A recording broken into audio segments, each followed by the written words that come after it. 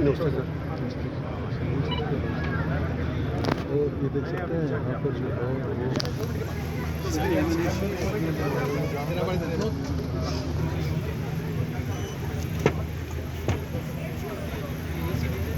ये 1847 से inspire design के 100% इंडिजीनियस वेस्ट बंगाली शॉपर ने इसको बनाया, घातक नाम से इसको बनाया।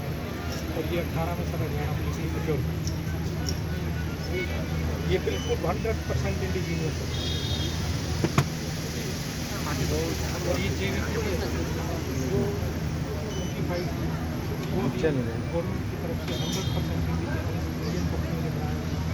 और पूरी तरह 5.56 का मिस्टर देता 200 मीटर इफेक्टिव है, ज़्यादा ये की प्रोटेक्शन के लिए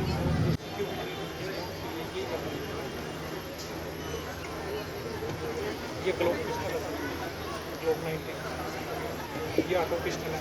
बाकी ये कन्वेंशनल वेपन है सर, जो पुराने कार्बन है, ये ये भी हमारे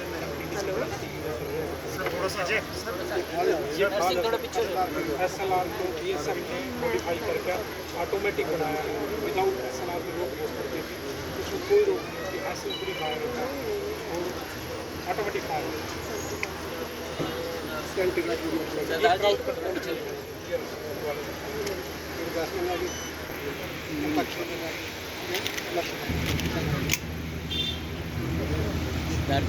का सर MSL मल्टी सेल, जैसे इसमें ये पुराना वेपन है सर, इसमें एक ही सेल डलता था, इसमें 6 सेल डलते हैं सर एक टाइम में, तो बार बार लोड करने में थोड़ा फोन पीछे कर लो, पीछे कर लो, पीछे कर। इसका तुरंत ट्रिगर का 3 सेकंड का टाइम आना चाहिए कि 3 सेकंड का टाइम, जैसे इसमें ये रोटेट होता है सर रिवॉल्वर की तरह, 3 सेकंड के अंदर। चलो हाँ 6 साल एक साल टाइम में लोड होगा।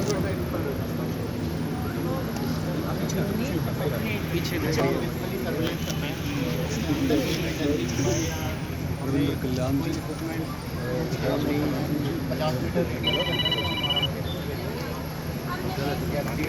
सेकंड फ्लोर में हमें पता नहीं लग रहा है कोई छिपा है। बेटा चला कर दिखाओ इसको। पंकज जी ऑपरेट कर दो।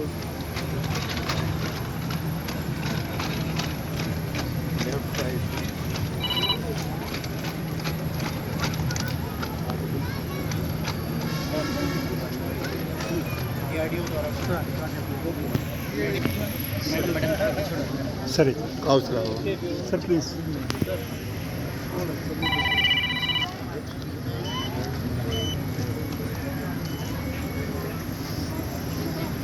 पंकज जी थोड़ा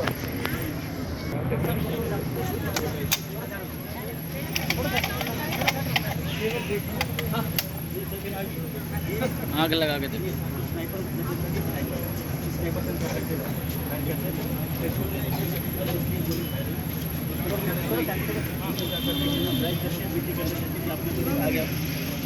जैसा कि आपने देखा एक टेबल प्राइस हो रखा है। अगर ये कहीं देख के मिट्टी में जंगल में कहीं जगह पोजिशन लेकर फिर भी जाहिर नहीं होगा। और आप यहाँ से देख सकते हो टारगेट के ऊपर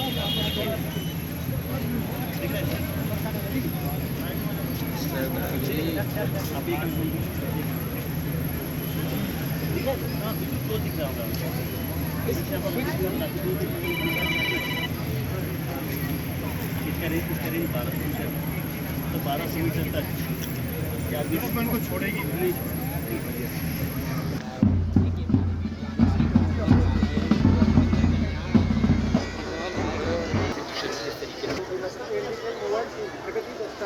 इसके साथ 4 बंदे गुरु मेंबर काम करते हैं, लगभग 4 बंदे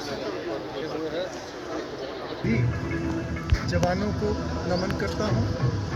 और आज शहीदी दिवस के इस अवसर पर करनाल में जिस प्रकार से सेंट कबीर स्कूल के अंदर एक बेहतरीन प्रदर्शनी यहाँ पर लगाई गई है, निश्चित रूप से एक बहुत ज्ञान देने वाली भी है और एक भावनात्मक क्षण भी आज हम सब के लिए है।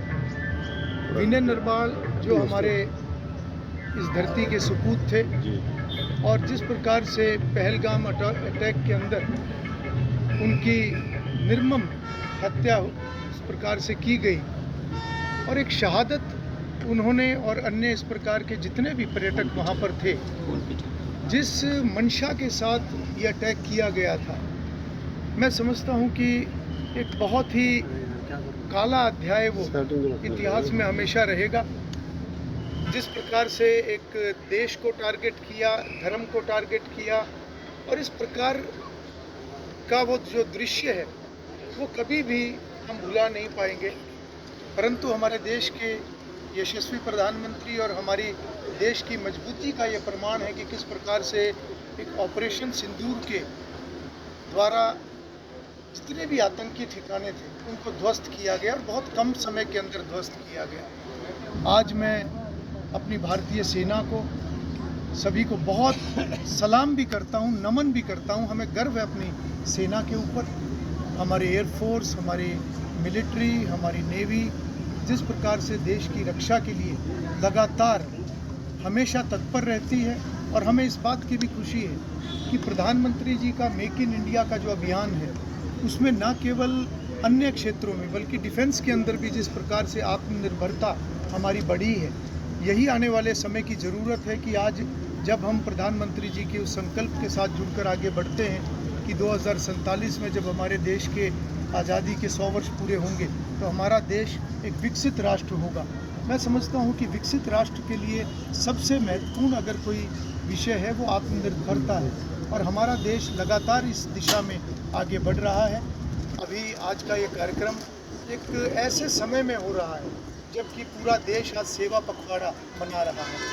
17 तारीख को प्रधानमंत्री जी का जन्मदिवस था और ये 15 दिनों का जो एक सेवा पखवाड़ा जो पूरे देश के अंदर न केवल सरकारें और प्रशासन बल्कि सभी सामाजिक, व्यापारिक, सभी वर्ग, सभी लोग इसके अंदर आगे बढ़कर इसमें हिस्सा ले रहे हैं।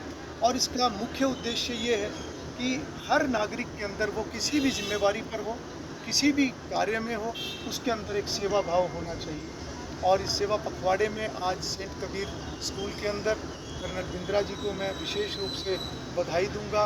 विनय नरवाल जी के का पूरा परिवार यहाँ पर आया हुआ है और जिस प्रकार से यहाँ पर प्रदर्शनी आज लगाई गई है, चाहे वो सेना की है, चाहे वो एयरफोर्स की है, नेवी की है या हरियाणा पुलिस की है, इस सब से कहीं ना कहीं एक जज्बा, एक मनका है। और आज बच्चों के अंदर जो मैंने उत्साह यहाँ पर देखा है, मुझे लगता है कि आज ज़रूरत है हमारे हर बच्चे के अंदर ना केवल परिश्रम का संस्कार हो, ना केवल सेवा का संस्कार हो, बल्कि देश के प्रति एक प्यार हर बच्चे के अंदर होना चाहिए, ताकि हम जो भी अपने जीवन में करें हम ये सुनिश्चित करें कि हमारे हर कार्य से देश मजबूत हो, समाज मजबूत। विनय नरवाल के जो उस टाइम आप काफ़ी आगे रहे, हर काम को किया, लेकिन कहीं ना कहीं किसी इंस्टीट्यूट का नाम जहाँ शहीद के दर्जे की बात उनके फैमिली की तरफ से उठाई गई, अब जब भी हम उनसे बातचीत करते हैं। देखिए, ये सारे विषय आगे बढ़े हैं और जो भी उस समय में सरकार ने भी कुछ फैसले दिए हैं इसकी जानकारी परिवार को भी है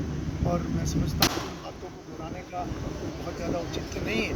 परंतु आज वर्तमान सरकार पूरे तरीके से गंभीर है कि जहाँ पर भी इस प्रकार की कोई घटना घटती है या जहाँ पर भी इस प्रकार की शहादत होती है, उस शहादत को सम्मान देना, नमन करना, ये पूरे तरीके से आज गंभीरता से इन कार्यों को आगे किया जाता है।